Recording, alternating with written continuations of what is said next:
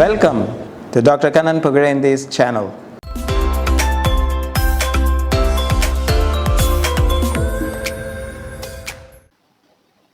This video is about why we want to avoid the mattress. The mattress is not a seat. It's not a chair. Unfortunately, during the COVID, we abused, misused, overused this mattress because work from home options made us use any furniture for sitting and working. Now, we are going to understand why we are doing this, and commonly when patients come and see me, I tell them don't use the mattress. Mattress is not a seat. Now, because I have told that again and again and again, people start asking why this guy is saying that you cannot use it. So this video is about it.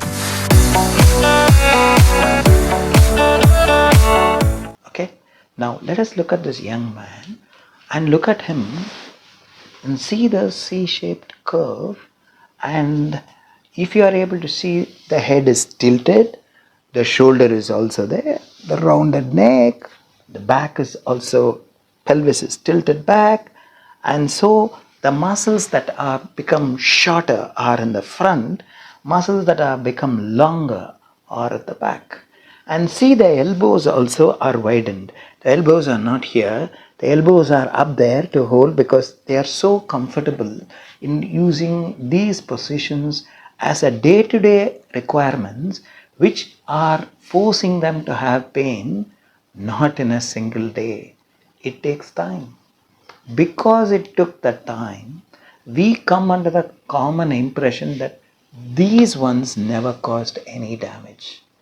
But I am going to tell you that sitting in a normal chair itself is damaging more than the players who are on the field playing on a competitive manner do not become patient so easily.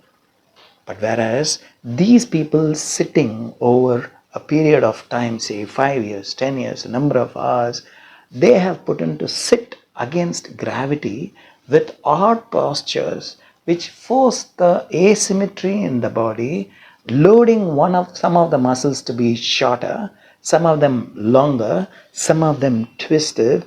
Naturally their blood supply is jeopardized, and by the time you come back again vertically against gravity, you have abused them so much they are not able to relate to the new position you are demanding.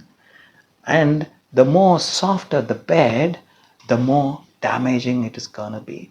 And most of us don't even know that we need to flip the bed or turn the foot end to the head end, and ensure this is done on a regular basis as much as you change your sheets, if not at least once a month.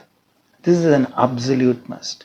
Now, having said that, you are looking at somebody who is forcing the postural muscles which took million years to evolve from a four-legged animal to a two-legged species, human being. Now that evolution that took million years, now we are undoing the blueprint by sitting here. They are all on a position, including the school children, that is the pediatric age group to the geriatric age group. All of them are using the most comfortable bed as a furniture to do all the work that can be done at school, at college, at office, anywhere. We can play games on it. So naturally you will find I'm going to have more patience. Welcome. But my idea is not to see you who's watching this video to also add to that account, and how we can prevent this, which is essential.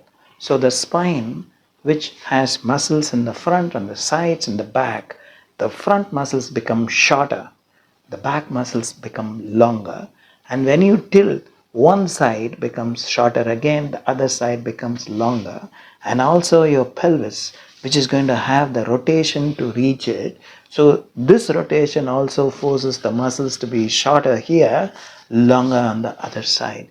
these asymmetries plus the toes, if you see them, most of them may have the toe also pointed, making the calf muscle shorter and the other muscles longer.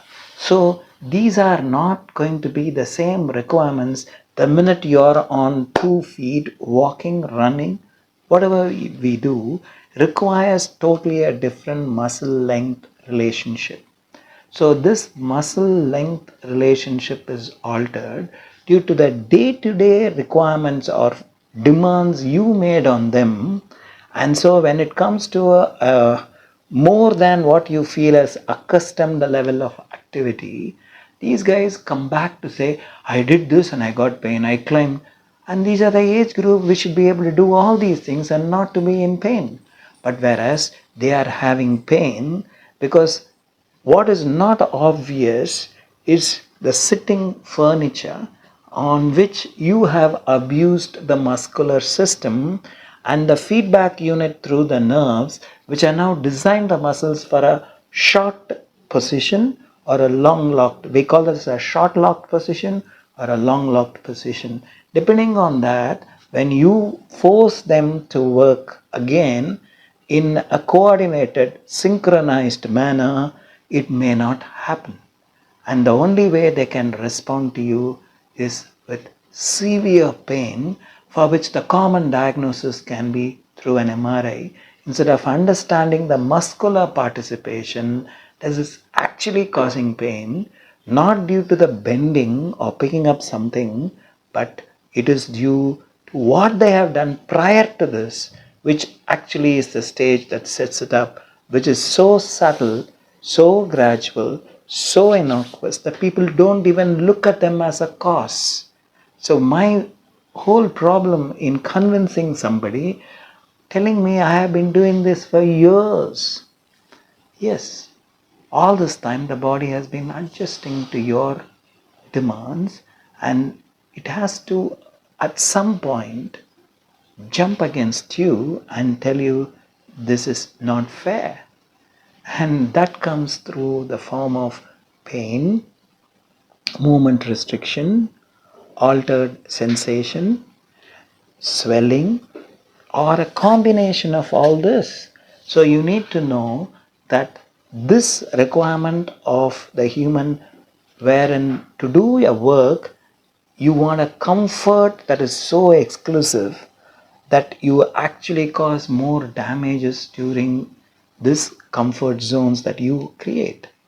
And that can be avoided if you had maintained the postural muscles in their requirement zone, wherein they need movement, they need alignment, they need synchrony, cooperation. All these are essential for day-to-day functioning. If we don't do that, well, I am happy to have you as my patient or my colleagues, professional colleagues will see you. But if the MRI is going to be leading to a surgical intervention, why then can't we avoid this? And you can take the measure in using the bed for what it is meant and not for the work that we put on it, and then find it can make a huge difference. And the common impression is that you can have a laptop on your lap and work. The radiation that it causes can be devastating, and people can suffer from cancers around the pelvic region, male or a female. The number of hours, number of years, you may not have understood that radiation from these equipment have created a cancerous change. So in my opinion, a laptop can be as carcinogenic as a smoke, depending on the duration that you use, depending on the quality of time that you spend, and the stress component that is involved. In all this, you need to know that there is a stress component. The stress is commonly asked, what do you mean by stress here? I'm so comfortable. The stress is not at the mind level, the stress is at the physical level, where some of the muscles have to work harder to keep that posture against gravity. So your pelvic tilt has to be corrected, and spinal, this has to be corrected. He has to come up, he has to correct this, Commonly the chin is in the front, so align it, and elbow can't be outside, the elbow has to go in, and most of them tilt their head, they have to come into alignment, so the ear to the shoulder distance are equal on either side of the neck. Very important. Otherwise they will drop this, they feel comfortable because the right arm is on a cell phone or a laptop. All these things are preventable issues.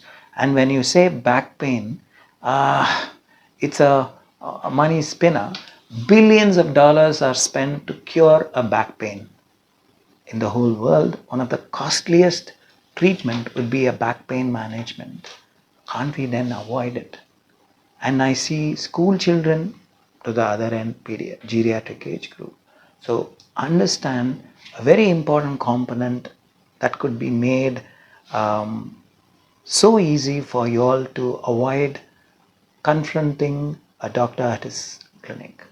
I forgot to do something. I didn't thank my physiotherapist, Karthik Pandurangan, who has been enacting the whole time exactly what I wanted him to show.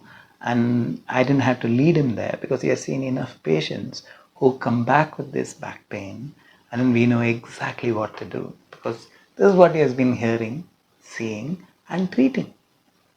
Thank you.